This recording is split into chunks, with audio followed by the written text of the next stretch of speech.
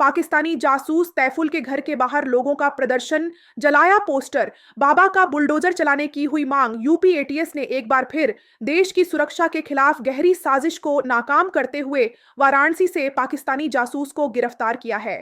आरोपी का नाम तुफैल बताया गया है, जो लंबे समय से भारत के संवेदनशील इलाकों की जानकारी वाराणसी से पाकिस्तान तक पहुंचा रहा था। उसकी गिरफ्तारी से न केवल सुरक्षा एजेंसियों में सतर्कता बढ़ गई है, बल्कि स्थानीय लोगों में भी गहरा आक्रोश देखने को मिल रहा है।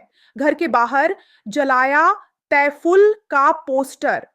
जैसे ही लोगों को इस बात की सूचना मिली कि वाराणसी के हनुमान फाटक से पाकिस्तानी जासूस को पुलिस ने गिरफ्तार किया है, वैसे ही लोगों में बेहद आक्रोश देखने को मिला। पाकिस्तान मुर्दाबाद, मुर्दाबाद। चलो माइक पीछे। पाकिस्तान मुर्दाबाद, मुर्दाबाद, मुर्दाबाद। पाकिस्तान होश में आओ, होश में आओ, होश में आओ। पाकिस्तान होश में आओ, होश में आओ, होश में आओ। देश के गद्दारों को गोली मारो, सालों को। देश के गद्दारों को गोली मारो, सालों को। गुरुवार की देर शाम जासूस तैफुल के पकड़े जाने के बाद यह खबर शहर में आग की तरह फैल गई, जिसके बाद शुक्रवार को स्थानीय लोग जासूस तैफुल के घर के पास इकट्ठा होने लगे। देखते ही देखते वहां भीड़ जमा हो गई। सभी लोगों ने अपने हाथों में पाक जासूस तैफुल का पोस्टर ले रखा था। इस दौरान स्थानीय लोगों ने पुरजोर विरोध जताया और पाकिस्तान मुर्दाबाद, पाकिस्तान होश में आओ के जमकर नारे लगे। इन नारों ने देशहित के लिए पूरे इलाके को झकझोर कर रख दिया। प्रदर्शनकारियों ने तैफुल का पोस्टर जलाकर अपना आक्रोश प्रकट किया और चेतावनी दी कि यदि पाकिस्तान अपनी हरकतों से बाज नहीं आया तो देश भर में और भी तीखा विरोध झेलना पड़ेगा। वहीं जब पत्रकारों ने तैफुल के घर वालों से बातचीत करने की कोशिश की तो वो उन्हें देखते ही घर के अंदर चले गए और दरवाजा बंद कर लिया। इसके साथ ही मामले की गंभीरता और सुरक्षा के मद्देनजर मौके पर पुलिस बल भी तैनात रहा ताकि स्थिति नियंत्रण में बनी रहे। इसके अलावा जब मीडिया ने तैफुल के एक अन्य रिश्तेदार से बातचीत किया तो उन्होंने बताया कि तैफुल मेरी बुआ का लड़का था जो 6 साल से यहां आकर रह रहा था। हम लोग अपने काम में व्यस्त रहते थे। वो क्या करता था क्या नहीं, बस इतना पता है कि वो किसी के अंडर में फर्नीचर का काम करता था। हम लोगों को कुछ पता नहीं था, हम लोगों से कोई मतलब नहीं था। पुलिस आई, उनको लेकर गई और छानबीन किया। बाकी हम लोगों को कोई जानकारी नहीं है। ये मेरी बुआ का लड़का थे, 6 साल से यहाँ आकर रहते थे। 6 साल से यहाँ से आकर रहते थे। दोतीपुरा के। हाँ, ननियार है। नहीं, हम लोगों को नहीं। हम लोग तो अपने खुदे काम धंधे में परेशान है। साड़ी का कारोबार मेरा है। वो अपना कौन काम करते थे, वो फर्नीचर का कौन किसी के अंडर में, क्या बोलते हैं इसको, फर्नीचर वाला, हमको तो वो जन का। हाँ, हाँ, नहीं, ये घर अलग वो है, मतलब कि 2 दादा थे, उनमें बंटवारा हुआ है। हाँ, हैं? ये बताए तो कि बुआ के लड़का थे। देखिए, हम लोगों को नहीं जानकारी। बस यही मोबाइल का पहले आए तो मोबाइल लेकर गए, साथ में ले गए, मोबाइल की छानबीन कर रहे थे। अब उसमें क्या क्या निकला ये तो हम लोगों को नहीं पता। भैया मैं संदीप सिंह, चंदूपुरा बलुआ भीड़। भैया यहाँ पे भीड़ भाड़ जुटने का कारण है कि हमारे बीच में एक आतंकवादी रहता था जो कि पाकिस्तान का आईएसआई का एजेंट है जो है, और अपने बनारस के जितने भी पुरातत्व मंदिर हैं, धार्मिक स्थल हैं, सबकी जानकारी फ़ोटो वीडियो बना के जो है आईएसआई को देता था जो है। इसीलिए यहाँ पे देखने के लिए भीड़ लगी है जो है। हम लोग को तो मीडिया के माध्यम से ही मालूम हुआ। मैं पीएस आदमपुर में के ग्रुप में हूँ, उसी में मीडिया द्वारा फ़ोटो और नाम डाला गया था, उसी के माध्यम से हम लोग को जानकारी हुआ है। नहीं, पहले पता नहीं था, लेकिन पहले से थोड़ा बहुत संदिग्ध था ये मकान जो है, कि पहले से इसमें कुछ मकान में लोग संदिग्ध लोग आते थे जो है, आना, रोड पे गाड़ी खड़ा करना, सीधे अंदर घुसना, घंटा 2 घंटा 4 घंटा बाद निकलना और चले जाना जो है।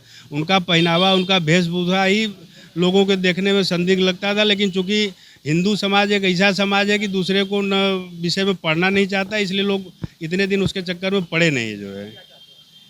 हम लोग चाहते हैं कि बाबा जो है योगी आदित्यनाथ जी जो आतंकवादियों के साथ जो सज़ा देते हैं वही सज़ा इसको भी दिया जाए, बुलडोज़र सज़ा। उसको जो सज़ा है हो जो है इसके घर पे बुलडोज़र चले, बुलडोज़र एक्शन होना चाहिए जो है। मेरा नाम हिमांशु, मैं हनुमान फाटक का निवासी हूँ। जी, अभी तक तो हमको ये पता चला है कि जो पाकिस्तान को ये पाकिस्तान के एजेंट के रूप में काम करता था, ये भारत के ये जो स्थिति है उसको जो है वो करता था, मतलब शेयर करता था, ऐसा जो है जानकारी मिला है। हम लोग तो ऐसा कार्रवाई चाहते हैं जो वर्तमान समय में जो ऑपरेशन सिंदूर की तरह चल रहा है, उसी प्रकार ये आस्तीन के सांप को भी जो है इस तरह पकड़ा जाए। और ऐसे जब ये ऑपरेशन चलाएंगे तो एक तुफैल ही नहीं, न जाने कितने तुफैल निकलेंगे इस क्षेत्र से, हमें ऐसा लगता है, क्योंकि ये बहुत बड़ा कुनबा है इन लोगों का। तो इसलिए जो है सरकार को इस पे काम करना चाहिए और ऐसे व्यक्ति को ऐसा सजा देना चाहिए कि ऐसा दोबारा लोग करने में सोचें और ऐसे आतंकवादियों को, ऐसे एजेंटों का जो है जन्म न हो। अच्छा, आपका भाई पाकिस्तानी जासूस के उसके आरोप लग रहे हैं, क्या है पूरा मामला? भैया हमको इस बारे में कोई जानकारी नहीं है, हमें कुछ नहीं पता है भैया। आपके भाई के ऊपर ये गंभीर आरोप लगे हैं क्या? हाँ गंभीर लगा, हम लोग खुद स्तब्ध है कि भैया ये इस तरह के आरोप लगा। किया गया क्या उसमें? जब पुलिस आई थी तो क्या एटीएस आई थी तो क्या कही? एक मिनट, हम उस समय नहीं थे घर पे। नहीं ठीक है, तो घर समय हम घर पे नहीं पे थे। ये आरोप लग रहा है कि वो पाकिस्तान के कई लोगों के संपर्क में था। ये हमें नहीं पता भैया, कौन किसके संपर्क में है ये हम कैसे बता आपके भाई के ऊपर आरोप लगा है, आपको तो मालूम होगा। नहीं मालूम है, तब तो वो कह क्या रहे करता हैं था? वो बिनकारी का काम करता था और फिर बाद में फासिलिंग का काम करने लगा था। पाकिस्तान के कई जो आतंकी संगठन हैं उनके संपर्क में था। कई जो व्हाट्सएप ग्रुप थे उसमें वो तमाम तरह के जो वीडियोस थे वो शेयर करता था। अच्छा, ये बात देखिए, वो हमारे घर में जैसे उसकी माँ का तलाक हुआ था तो वो हमारे घर में रहता था करके, फिर वो बिनकारी का काम करता था, फिर उसके बाद वो फासिलिंग का काम करता था। ठीक है, वो सुबह काम पे निकलता था और रात को घर आता था, यही हम लोग जानते हैं। और घर में उससे कभी अगर मान लीजिए हम लोगों की बातचीत बहुत कम होती थी, अगर कभी बात घर के कोई मामला पे लेकर होती थी, पर्सनल मामला जो होता था उसको लेकर होती थी, बाकी वो क्या करता था, उसके बाहर उसकी क्या गतिविधियाँ रही, इसकी कभी हम लोगों को जो है कि शंका या आशंका भी नहीं है। ये बताइए अरे भैया कि किस तरीके के लोग जो थे इतना क्या हमारे अंदर घुसा वो दिया उसके था। संपर्क में थे, किससे वो बातचीत करता था, कहाँ से उसकी पढ़ाई लिखाई हुई थी? पढ़ाई लिखाई देखिए, वो जब तक अपने पिता के घर था, मतलब अपने घर था वो, तभी वो जो पढ़ा लिखा था। हमारे यहाँ जब वो आया था तो वो कुछ दिन रहने के बाद काम करने में लग गया था। ठीक है, तो वही काम। आपके परिवार कोई पाकिस्तान में भी है क्या? नहीं, हमारे परिवार का कोई पाकिस्तान में नहीं है, ना ही हमारा पाकिस्तान से कोई लेना देना है, ना ही जो है। पाकिस्तान में बात कर रहा है। देखिए वो सोशल मीडिया के जरिए से जुड़ा होगा, जो यहाँ तक जो बात सामने आ रही है, अब कल जो बात सामने आई है, पता चला क्या अभी? नहीं किसी को नहीं पता। घर वाले खुद जो है स्तब्ध हैं कि परेशान हैं कि ऐसा कैसे हो गया। आरोप ये है कि आरोप बारे में कभी वो बात नहीं है, इस बार इन सब चीज़ों के बारे में हम लोगों से कभी कोई बातचीत नहीं हुई। गजवाए हिंद को लेकर कहा जा रहा है कि गजवाए हिंद का उसने सपना पाल रखा था। जो तहरीकी लब्बैक है, राशिद रिजवी जो है, अब देखिए शाद रिजवी, अब उनकी देखिए वीडियोज अब शेयर देखिए करता था। हम लोग कोई बहुत बड़े वो नहीं कि कोई का माइंड पढ़ लें। ठीक है, आप या आपकी माइंड में क्या है ये हमें कैसे पता चल सकता है? तो वो क्या सपने लिए बैठा था ये किसको क्या पता।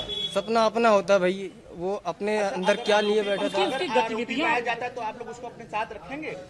अगर देखिए वो आरोपी पाया जाता है तो हम क्यों साथ में रखेंगे। वो एटीएस आई बोली कि इनके ऊपर हमें मतलब कि शंका है, तो इनका थोड़ा सा ऐसा पाया जा रहा, तो हम लोगों ने, वो बाहर थे, हम लोगों ने बुला करके उनको एटीएस के हवाले कर दिया कि भैया अगर ऐसी कोई बात मिलती है तो ठीक है, आप जांच पड़ताल कर लीजिए। हम लोगों ने उसे छुपाने की भी कोई कोशिश नहीं की। उसकी पढ़ाई लिखाई कहाँ से हुई है? उसकी पढ़ाई लिखाई वहीं से हुई है, दोषीपुरा से, जब वो अपने घर पे था। अच्छा, यहाँ पे कितने साल आया? यहाँ पे कब आया? यहाँ पे कोई 7-8 साल हो गया। अच्छा, मोबाइल से संपर्क में रहने की तमाम बातें आ रही हाँ, है सामने, वो मोबाइल में सोशल- आप लोग को जानकारी थी किनसे? नहीं देखिए वो कोई अपने पर्सनल फोन में किससे क्या चैटिंग कर रहा है, किससे क्या वो कर रहा है, ये किसको कैसे पता चल सकता है भैया। हम लोग जब मोबाइल जब चेक करेंगे, नहीं कोई फोन पर्सनल होता है। फोन मान लीजिए बात करता है, क्या बात है? आपका भाई आप सुनते हो? देखिए वो सुनते नहीं है कभी, वो कॉल से क्या सुनते हैं, वो चैटिंग चैटिंग वैटिंग से क्या देखिए, करता सवाल है इस बात का है कि 600 से अधिक जो फोन नंबर्स थे उनसे उसको लगातार संपर्क में था, टच में था, देखिए- बातचीत करता था। बहुत सारे ऐसे जो पाकिस्तान के जो प्रतिबंधित संगठन थे उनके संपर्क में था। तो आप लोग को कभी उसकी बातों से नहीं लगा कि वो गजवाए हिंद या इस तरीके की बातें करता हो? क्योंकि नहीं। बहुत सारे जो व्हाट्सएप ग्रुप में वो वीडियो से वो शेयर करता था। मैं तो कह रहा हूँ कि हमें इस बारे में कुछ भी नहीं पता है। अच्छा, आप लोग कितने भाई बहन हैं? हम लोग पांच भाई अच्छा, बहन। परिवार का बता दीजिए, परिवार में कौन कौन है? किसके? आपके परिवार में कौन कौन है, बता दीजिए। हमारे परिवार में हमारे भाई हैं, हमारे पिताजी का देहांत हो गया है। कितने भाई हैं आप लोग? हम लोग 5 भाई हैं। क्या आप अपेक्षा कर रहे हैं पुलिस प्रशासन से, क्या अपेक्षा कर रहे हैं? अपेक्षा कर रहे हैं कि देखिए हम अपेक्षा क्या कर रहे हैं, अभी ये हमारे चाचा जी हैं, हमारे पिताजी तो नहीं है, वो गए थे ATF ऑफिस में। उन्होंने कहा था भैया जो आपको उचित कार्रवाई लगे करिए, हम इसमें कोई हम अपने इसका जो अभियुक्त है हम उसका कोई सपोर्ट नहीं कर सकते हैं। अफसोस है कि वो आपका भाई था, वो इस बिल्कुल तरीके की- अफसोस है, बिल्कुल अफसोस है, क्यों नहीं है। भाई एक ऐसे अफसोस वक्त है। पर जब भारत और पाकिस्तान के बीच में जंग छिड़ी हाँ, हुई हाँ। है, सरहद पे जो सेना है वो जाके लड़ रही है और इस बीच में आपका जो भाई है वो पाकिस्तान के लिए जासूसी कर रहा था, शर्मिंदा है आप लोग? इसमें शर्मिंदगी वाली बात क्यों नहीं होगी बताइए, क्यों नहीं होगी?